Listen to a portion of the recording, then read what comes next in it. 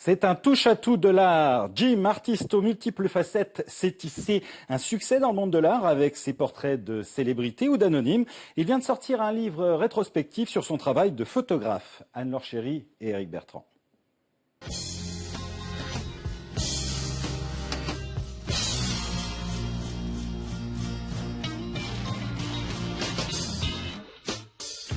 Plongez votre regard dans les tableaux de Jim, vous ne sortirez pas indemne de ce face-à-face. Jean-Yves Molin, alias Jim Factory, artiste protéiforme, peintre et photographe, traque l'âme de ses modèles célèbres ou anonymes jusqu'au fond de leurs yeux. J'ai fait un peu de musique, un peu de photo, un peu de peinture, enfin j'essaie de toucher un peu à tout ce qui m'intéresse. J'ai une formation de photographe, donc c'est peut-être pour ça que je me suis tourné vers les portraits. Je développais des photos de gens qui n'avaient pas forcément beaucoup d'expression, donc c'était pas toujours évident. J'ai essayé de le faire quand même. Maintenant, c'est moi qui choisis mes modèles, donc c'est bien plus facile. Surtout quand on part d'une photo où on a choisi une personne qui avait beaucoup de charisme, c'est bien plus facile à traiter. Et si le regard n'est pas assez percutant, approchez-vous. Le tableau vous dit autre chose.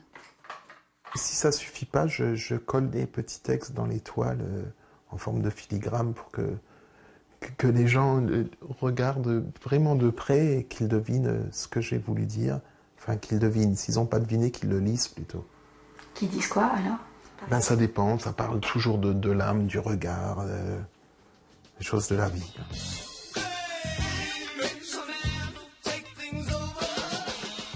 Sur les visages, les deux qui sont derrière moi, a priori, je peins uniquement avec de l'or, de l'argent et du noir.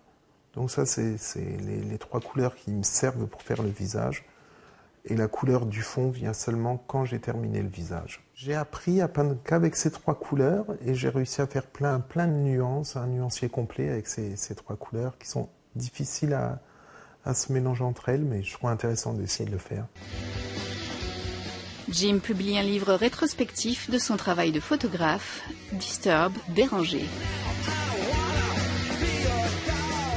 L'âme d'Helmut Newton, le grand photographe chic et choc, plane sur ses clichés, rock et provoque.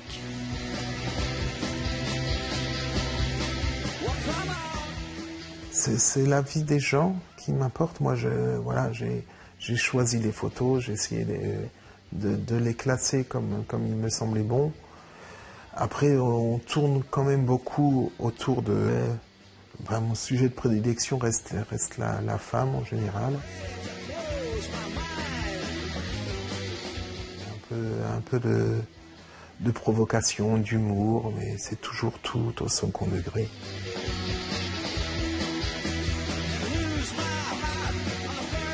Jim s'expose dans la toute nouvelle galerie d'art débridée, mise en scène à Neuve-Maisons.